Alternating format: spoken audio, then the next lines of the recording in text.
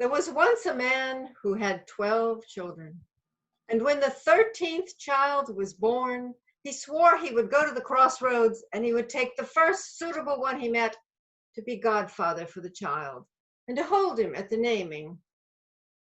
Well, he went to the crossroads, and crossroads are funny places. You don't know what's coming or going, and a tall figure came towards him. And it was God. And he already knew what was in the man's heart. And he said, I will hold the child at the naming. And the father said, and who are you? And he said, I am the Lord God. No, I do not want you as a godfather, for you give to the rich and you leave me and mine in poverty. I will not take you as a godfather. And God turned and walked away. And then another figure came up, well dressed, sprightly, with a hat and a cane. And he said, I'll be the godfather for the child. He who has me for a godfather will lack nothing. I will show him all the joys of the world. And who are you? Said the father. Well, I am the devil himself. Now the father had enough sense to refuse this one as a godfather for his child. And the devil snapped his fingers and disappeared.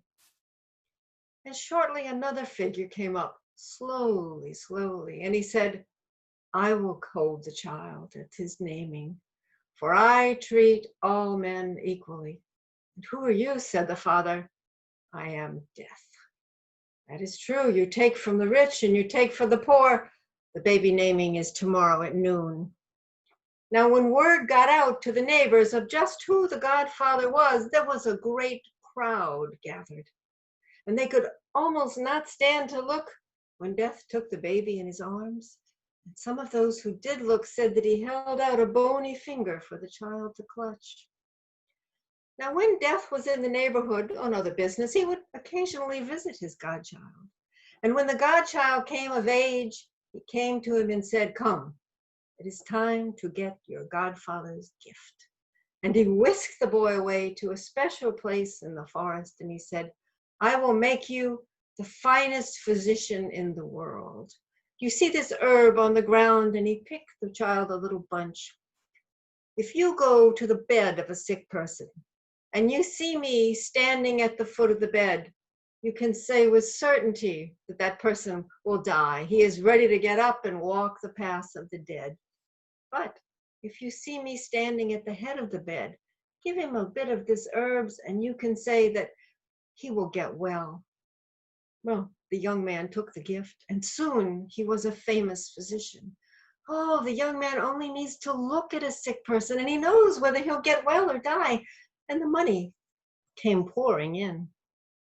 Now, time was that the king got ill, and no physician could cure him, and people told his counselors of this young man out in the country, and he was sent for.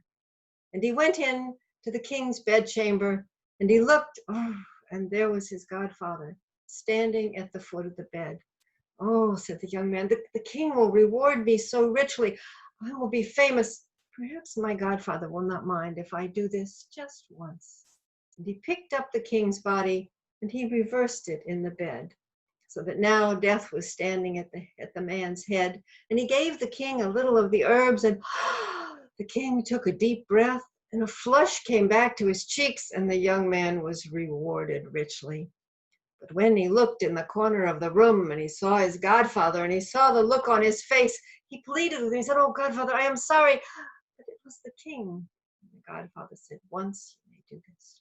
And the young man went home, and his career and his reputation grew and grew, so that when the king's daughter was ill, it was the first one they sent for.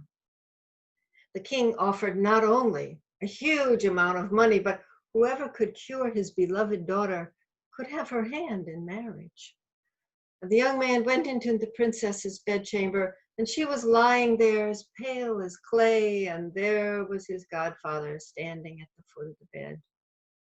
And he looked at the beautiful girl, and he was so taken with the idea of marrying her that he thought, one more time. And he picked up the girl, and he turned her body in the bed, and he gave her a little of the herbs in her mouth, and she took a deep breath, and she sat up and smiled, and that was the last thing the young man saw.